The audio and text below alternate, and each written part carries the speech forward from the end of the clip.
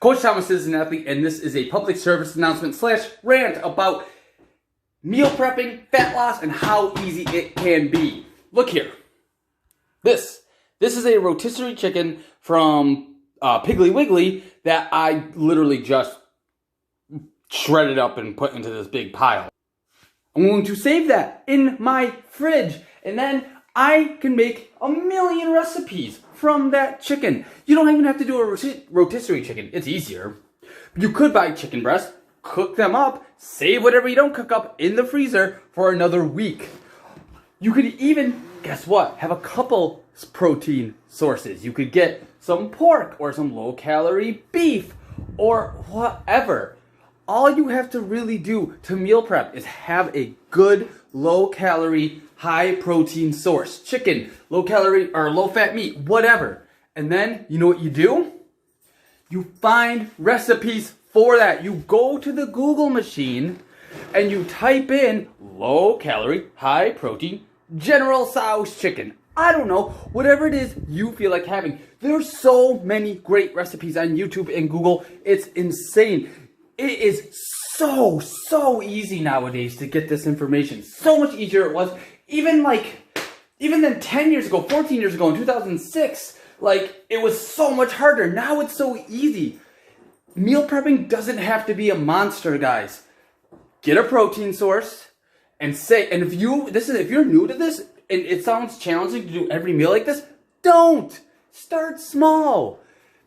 Get a protein source, say Monday, Wednesday, Friday dinners. I am making one of these low-calorie, high-protein recipes Tom's always going on about. And that's where you start. Those 3 meals, those 3 days a week.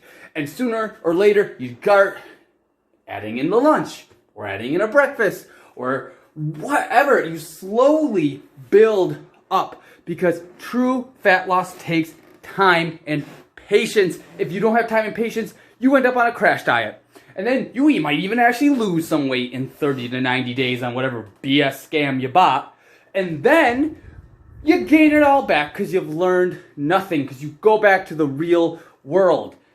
Meal prepping, learning about your calories, learning about your food takes time, patience, and effort because it is long-term sustainable progress. A better result in the end. So more work up front.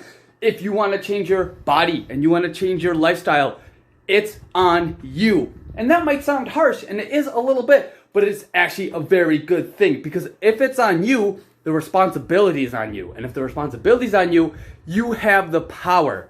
Guys, that chicken in there is dead. It has no power over me. Sugar has no power over me. Food doesn't have power over me because it's not even alive anymore, or it wasn't alive to begin with. You have the power. You're in control. You can choose to start and you can choose to stop. It's on you, but you have power. You are in control, and that is a good thing because you truly are capable of amazing change and changing your body. I know that. You just have to start somewhere. Like I said, even if it's just 3 meals out of the week, dinner, breakfast, lunch, whatever, that you find a low-calorie, high-protein recipe that sounds good to you, and you just do it.